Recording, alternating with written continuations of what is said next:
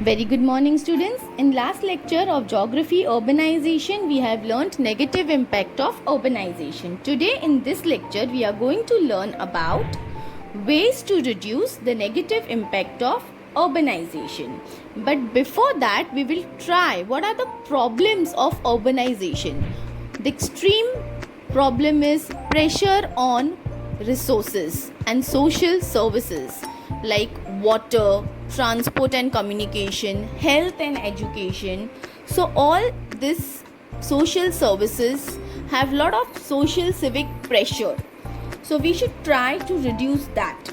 For that, the very first step that government should take is sustainable environment friendly cities. Government should plan for environment friendly cities with smart growth of techniques and pass effective law. There should be proper healthy atmosphere. For example, where residential area is there should not be any industrial factories emitting smoke causing air pollution or contaminating water causing water pollution. It is quite unhealthy for people to reside in unsafe and polluted areas. Therefore, the government should aim to build sustainable cities with improved environment condition.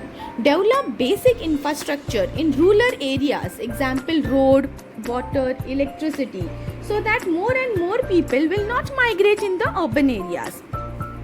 Government should also go green, promote eco-friendly industries, afforestation, plant more trees, emphasis on recycling and environment campaign, suggest ways for water pollution or pollution management in various fields like noise pollution, water recycling, and also land reclamation, means put a stop to using agricultural land for non-agricultural purpose such as housing or building offices. So agricultural land should be strictly used for agricultural purpose. Also, government should plan for eco-friendly public transportation.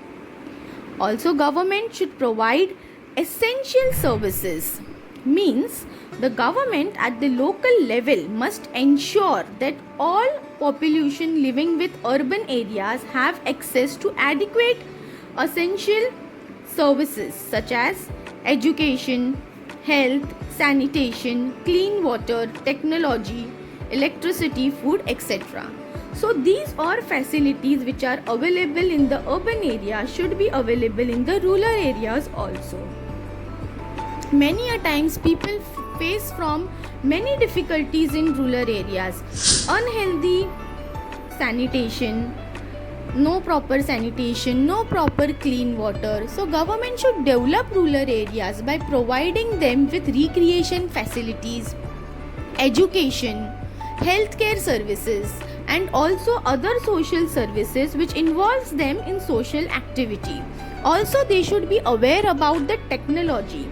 Rural people are not available of the smartphones, YouTube, computers. So they should be knowledge trained in such technologies so that job and earning opportunity will be provided to them, so that their living standards can increase, they can live better quality of life.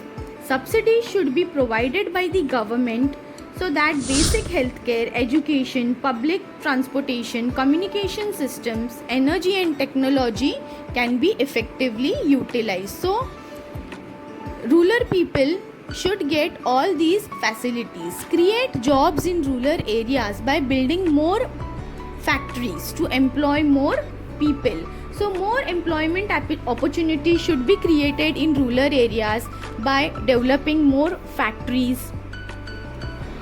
More employment opportunities should be created to lessen the negative impact of rapid urbanization. Private investment should be encouraged in rural areas in order to utilize natural resources and create more job opportunities. Exploiting natural resources optimally and promoting tourism, more job opportunities can be created. In order to encourage job creation, subsidies and grants should be provided to foreign investment, private investment in a environment friendly development projects. Environment friendly development projects means the projects which will not cause any environment degradation, any kind of pollution. Technology is very important. Rural people should know about the recent technologies, the computers, the smartphones. They should be trained and developed in this skill so that they can earn better, they can get more job opportunities. Then population control. The government at the local level in the urban areas must provide medical health clinic and family planning centers to help reduce the high rate of population growth. Effective medical counseling and campaigns directed towards the health care and hygiene and family planning options must be provided across the entire urban areas with the sole purpose of controlling diseases and population growth. So also effective medical aid and counseling should be provided for population control. Limit the size of cities by the setting boundaries and controlling population size. So this family planning should be introduced to rural areas so that our population is controlled. Thank you.